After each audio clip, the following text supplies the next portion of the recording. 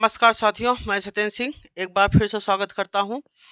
दोस्तों, पिछले क्लास में हम लोगों ने किरण प्रकाशिकी का स्टार्टिंग किया था और उसमें हम लोगों ने अपवर्तन के बारे में देखा था, अपवर्तन क्या होता है। और यहाँ से अपवर्तन का जो नियम होता है साथियों, हम लोग वो भी देखे थे, जिसमें हम लोगों ने प्रथम नियम देखा था और द्वितीय नियम भी देखा था, जिसे हम लोग स्नेल का नियम कहते हैं। आइए बच्चों, हम लोग उसके कुछ आगे चलते हैं।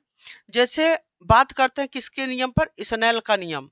जो आपने स्नेल का नियम देखा, इसी को थोड़ा अब इस पे क्या करते हैं, स्मार्ट वर्क करते हैं। कैसे? जैसे हम लोगों ने देखा कि ये माध्यम एक है, ये माध्यम एक है, और इस माध्यम एक का अपवर्तनांक म्यू 1, और ये माध्यम दो है, ये माध्यम दो है, तो इसका अपवर्तनांक साथियों क्या हो जाएगा, म्यू 2 हो जाएगा। अब यहाँ से ये जो प्रकाश किरण आई, आपतित किरण, और ये आपतित किरण क्या हो गई, जब इस माध्यम में गई तो ये ऐसे चली गई, तो ये आपतित किरण हो गया, और ये अपवर्तित किरण। आपतित किरण और अभिलंब के बीच में जो कोण बनता है उसे आई आपतन कोण कहते हैं, और अभिलंब और अपवर्तित किरण के बीच जो कोण बनता है उसे हम लोग अपवर्तन कोण कहते हैं। ठीक है ना? अब यहाँ से जो हम लोगों ने पाया बच्चा, हम लोगों ने देखा क्या, हम लोगों ने देखा कि म्यू बराबर sine i upon sine r, हम लोगों ने यही देखा। अच्छा, ये कक्षा 10 तक आप लोग देखते चले आए हैं, ये सही भी है, ऐसी बात नहीं है, सही है। लेकिन हम लोग इस पे अब वर्क नहीं करेंगे। थोड़ा सा जब हम लोग क्वेश्चन का लेवल देखेंगे तो थोड़ा क्या करना पड़ेगा, हम लोग को यहाँ स्मार्ट तरीके से थोड़ा इसके अप्रोच को सीखना पड़ेगा। ध्यान दीजिएगा कैसे। अब हम लोग कैसे लिखेंगे, इसी चीज को हम लोग लिखेंगे म्यू 1 साइन आई बराबर म्यू 2 साइन आर, ऐसे लिखेंगे। अब हम लोग यही स्नेल का नियम मानेंगे। कैसे? देखो यार बच्चा, हम लोग देखे थे म्यू बराबर, हम लोगों ने देखा म्यू बराबर को क्या लिख सकते हैं, 1 म्यू 2। अगर इसको लिखे तो म्यू 2 अपान क्या लिखेंगे, म्यू 1। तो म्यू बराबर म्यू 2 अपान म्यू 1। तो अगर हम इसकी जगह पे म्यू 2 अपान म्यू 1 बराबर साइन आई बटे साइन आर कर दें, तो त्रियक गुणा करेंगे तो क्या हो जाएगा, म्यू 1 साइन आई बराबर म्यू 2 साइन आर। तो ये यहाँ से, तो यही चीज बच्चा हम लोग यहाँ पर पाए हैं, और अब हम लोग इसी पे क्या करेंगे, वर्क करेंगे। कैसे? जिस माध्यम में आपतन कोण है उसका अपवर्तनांक गुणते इसका साइन आई, फिर इसका अपवर्तनांक गुणते इसका साइन आर। समझ में आया? साइन के साथ इसका अपवर्तनांक, साइन के साथ इसका एंगल गुणते अपवर्तनांक, साइन के साथ इसका एंगल गुणते ये। आइए थोड़ा देखते हैं और भी। जैसे ये आपका है, और यहाँ पे जो एंगल बनाया है वो ये आपका मान लो ए बनाया है, और यहाँ पे एंगल कितना बनाया है, बी, और यहाँ पे जो अपवर्तनांक है वो म्यू 3, और यहाँ क्या है, म्यू 4। तो जब हम इसको लिखेंगे तो क्या लिखेंगे, इसमें देख रहे हैं तो क्या हो जाएगा, म्यू 3, और इसका क्या हो जाएगा, साइन ए बराबर। अब यहाँ पे देख रहे हैं तो इसका अपवर्तनांक म्यू 4, और यहाँ पे साइन क्या हो जाएगा बच्चा, बी। तो ये आपका इस तरीके से हम लिखेंगे। समझ में आया साथियों? बोलो यार बच्चा। तो यहाँ से ये स्नेल का नियम हम लोग कुछ अब इसी प्रकार से क्या करेंगे, यूज करेंगे। अब आओ बच्चा देखते हैं, इस पे हम लोग कॉन्सेप्ट को सीखते हैं कि कैसे कैसे चीजें हैं। अब यही से मेन अपवर्तनांक आपका समझो शुरू होता है। अब यहाँ से हम लोग देखेंगे कॉन्सेप्ट नंबर 1। कॉन्सेप्ट नंबर 1 कैसे देखते हैं, जरा समझिएगा।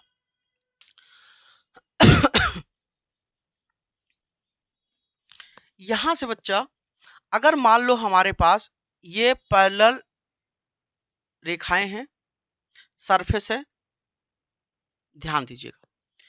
इसका अपवर्तनांक म्यू 1, इसका अपवर्तनांक म्यू 2, इसका अपवर्तनांक म्यू 3, ये म्यू 4, ये म्यू 5 दिख रहा है ना। तो यहाँ से म्यू 1, म्यू 2, म्यू 3, म्यू 4 और म्यू 5। इसका मतलब क्या है कि इधर का, अब ये इधर अलग माध्यम है और यहाँ अलग।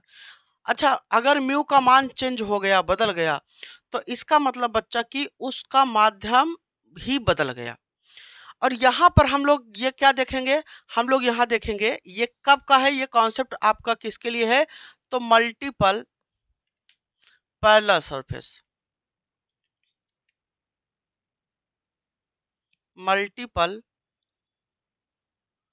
पैरेलल सरफेस, जब कई आपके समांतर सतह हो तब, ठीक है ना। अब जरा देखिएगा कैसे हम इसका यूज करते हैं। एक प्रकाश किरण यहां पर आई इस माध्यम में, तो जब इस माध्यम से इस माध्यम में गई तो ये क्या हो गई, अभिलंब की ओर झुक गई, ऐसे ध्यान दीजिएगा, ऐसे हो गई। अब जब ये इस माध्यम से इस माध्यम में गया तो ये कुछ इस तरीके से हो गया, ऐसे हो गया। और जब ये इस माध्यम से इस माध्यम में गया तो ये ऐसे हो गया। और जब ये इस माध्यम से 5 में गया तो ये कुछ इस तरीके से हो गया, समझिएगा। अब मान लो यहां पे जो किरण आई है वो क्या है, आपतित किरण, आपतित किरण, ये आपतित किरण। और यहाँ लास्ट में जो किरण निकल रही है इसे हम लोग निर्गत किरण कहते हैं, निर्गत किरण, ठीक है ना। इसे हम लोग इंग्लिश में बोलेंगे, क्या बोलेंगे, इसको हम लोग इमर्जेंस रे भी बोल सकते हैं, निर्गत किरण को, ध्यान दीजिएगा। अब यहाँ पर ये आपतित किरण जब आई इस माध्यम में तो मान लो इसका आपतन कोण कितना हुआ, आई हुआ। आपतन कोण बच्चा कितना हुआ, आई हुआ, या हम लोग आई नॉट ले लेते हैं, ठीक है ना, कितना ले ले, आई नॉट, ठीक है ना। तो यहाँ पे जो आपका किरण हुआ, ये आपतन कोण हुआ, वो क्या हो गया, आई नॉट। तो यहाँ पे जो पहला म्यू1 में जो प्रकाश किरण आया ये क्या है, आई नॉट। और यहाँ पर जो किरण आप मतलब अपवर्तन कोण बना वो क्या हो गया, आर हम लोग मान लेते हैं, क्या मान लेते हैं, आर मान लें या R1 मान लें, इसे हम लोग क्या कह देते हैं बच्चा, R1। ये जो कोण बना वो क्या बना, R1। अब एक चीज ध्यान दीजिएगा, थोड़ा समझिएगा, अगर ये आपका R1 है तो क्या ये कोण भी R1 होगा, तो ये कोण क्या हो जाएगा, R1। समझ में आया या नहीं, ठीक है। तो यहां से देखा जाए ये जो कोण बना बच्चा ये क्या हो गया, R1। अब स्नेल का नियम हम लोग यहां पर लगाते हैं, कैसे लगाएंगे जरा समझिएगा। दो के दोनों सतह के लिए हम लोग म्यू1 और म्यू2 वाले के माध्यम के लिए हम लोग यहाँ पर स्नेल का नियम लगाते हैं। ये प्रकाश यहां से गया इसमें, तो हम लोग क्या लिखेंगे, इसका अपवर्तनांक म्यू1, इसका साइन आई नॉट बराबर, इसका लेंगे म्यू2, इसका लेंगे साइन R2। समझ में आया, इन दोनों के लिए स्नेल का नियम यही लग गया। अब इसका देखते हैं, म्यू2 और म्यू3 का देखते हैं। तो यहां अगर देखें तो ये कोण R1 है तो ये कोण भी क्या होगा, R1। और यहाँ पर ये कोण हम लोग क्या मान लेते हैं, R3 मान लेते हैं, R2 मान लेते हैं, इसे क्या मान लें, R2 मान लें। ये अपवर्तन कोण को क्या मान लें, R2। तो जब म्यू2 और म्यू3 के लिए यूज करेंगे तो क्या होगा, म्यू2 साइन R1। अच्छा यहाँ ध्यान दीजिएगा ये R1 रहेगा बच्चा, ये क्या रहेगा, R1। ध्यान दीजिए, म्यू1 साइन आई नॉट बराबर म्यू2 साइन R1। अब जब इसका लेंगे तो यहाँ का आपतन कोण R1 है और ये अपवर्तनांक म्यू2 साइन R1 बराबर म्यू3 साइन R2, ये आपका हो जाएगा। इसका हो गया। अब अगर गौर से देखिए तो ये कोण अगर आपका R2 है तो ये कोण भी क्या होगा, R2 हो जाएगा। और इसे हम लोग क्या मान लेते हैं, R3 मान लें, क्या मान लें, R3।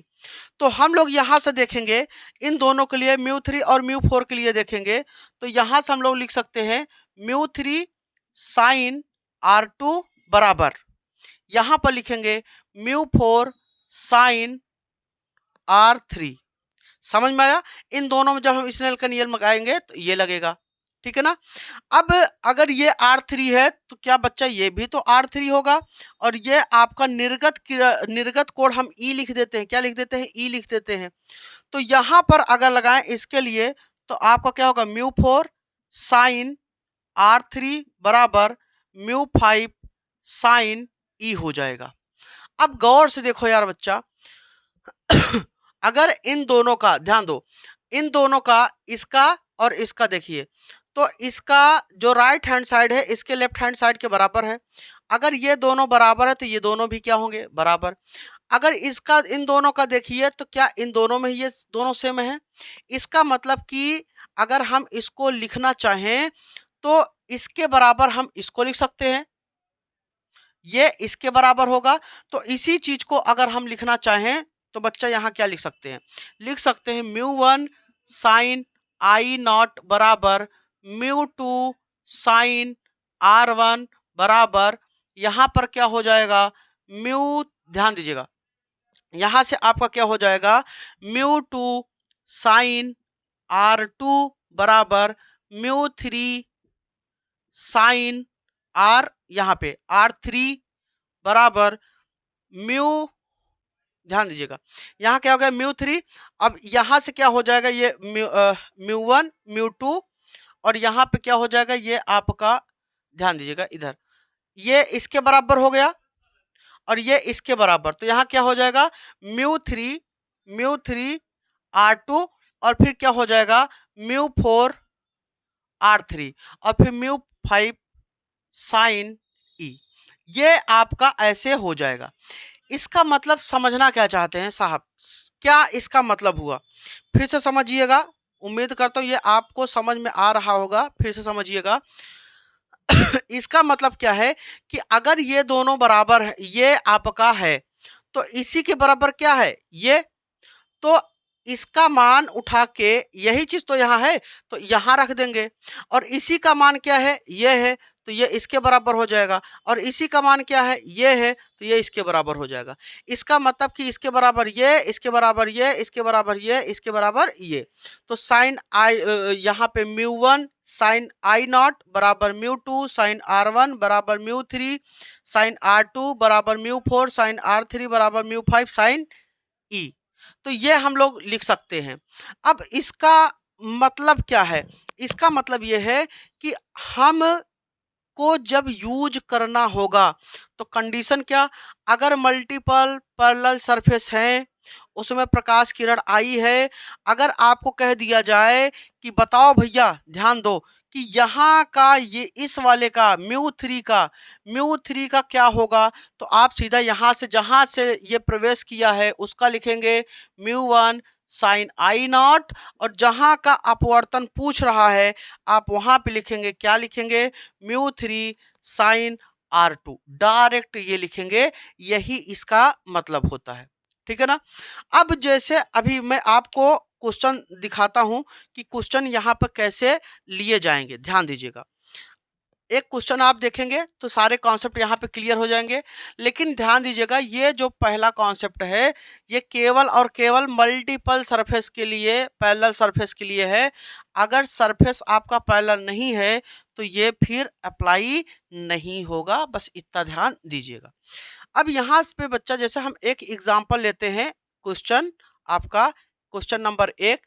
तो ये एक क्वेश्चन नंबर एक में क्या है कि जैसे मान लो हमारे पास एक ये सरफेस है, ये मल्टीपल पैरेलल सरफेस है, इसका म्यू कितना है 1, इसका म्यू कितना है √3, इसका म्यू कितना है √5, इसका म्यू कितना हम लोग ले लिए म्यू बराबर √2, और यहाँ पे इसका जो म्यू है वो हम लोग ले लिए, इसका म्यू हम लोग ले लिए कितना 1.6। ध्यान दीजिएगा कितना ले लिए 1.6। अब ध्यान दीजिएगा, अब अगर यहाँ से आपसे कह दिया जाए कि इस वाले में अपवर्तन कोण का मान बताइए कितना होगा। जैसे ये प्रकाश किरण यहाँ पे आया, ये सरफेस है, ये एक माध्यम है, ये दूसरा माध्यम है, ये तीसरा माध्यम है, ये चौथा माध्यम है, ये पांचवा माध्यम है। प्रकाश किरण यहाँ पर आया केवल इस माध्यम में, इस माध्यम में प्रकाश किरण आया, और कितने कोण पर आया साथियों, मान लो 45 अंश के कोण पर आया। ठीक है ना। अब 45 अंश के कोण पर आया तो ये क्या करेगा, यहाँ जाएगा, इसमें फिर इसमें जाएगा, फिर इसमें जाएगा।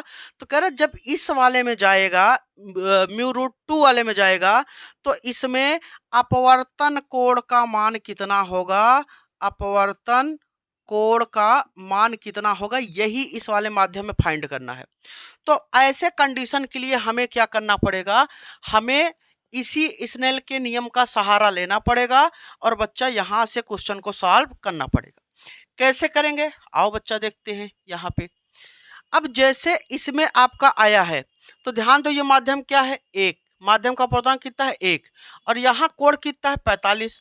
तो हम लोग क्या लिखेंगे, साइन 45, ठीक है ना, बराबर।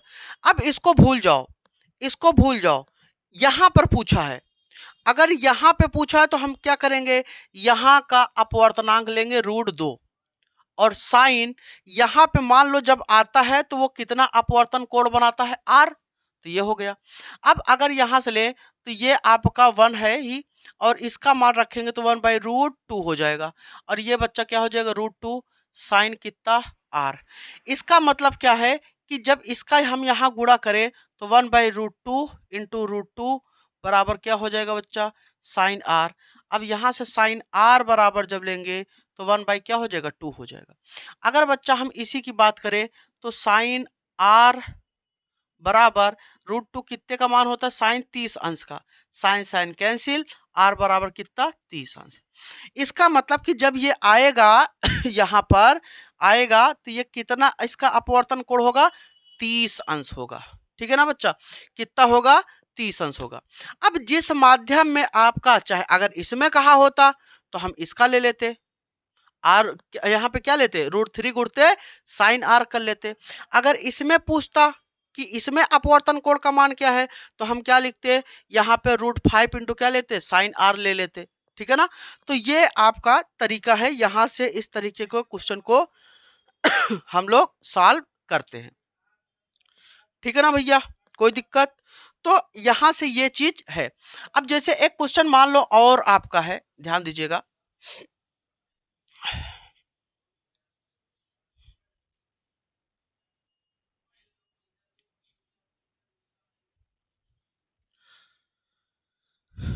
ध्यान दीजिएगा।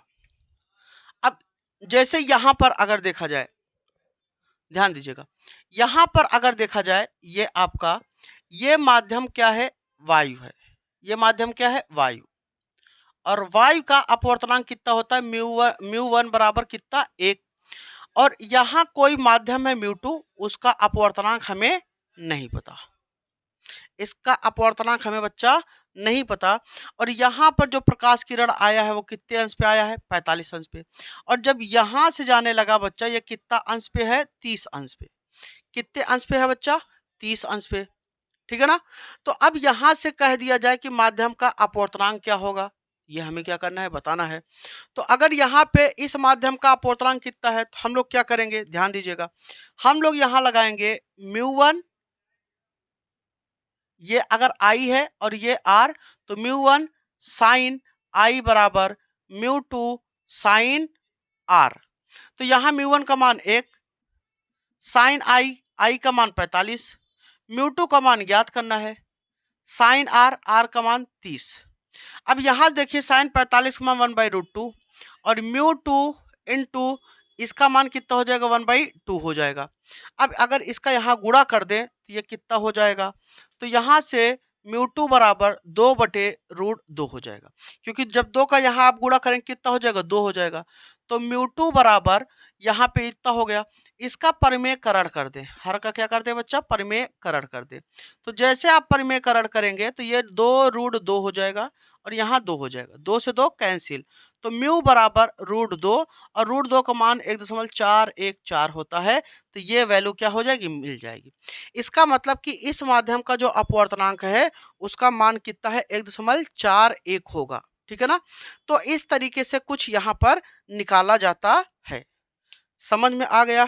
तो ये आपका क्या है, क्वेश्चन है, इसी तरीके से यहाँ पे हम लोग क्या कर सकते हैं, सॉल्व कर सकते हैं, ठीक है साथियों। तो उम्मीद करता हूँ ये आपका जो पहला कॉन्सेप्ट है ये बहुत अच्छे से समझ में आया होगा। तो साथियों अगर वीडियो आपको पसंद आया है तो आप इसे ज़रूर लाइक करें, चैनल को सब्सक्राइब करें और दोस्तों में अपना ये वीडियो शेयर करें। Thank you.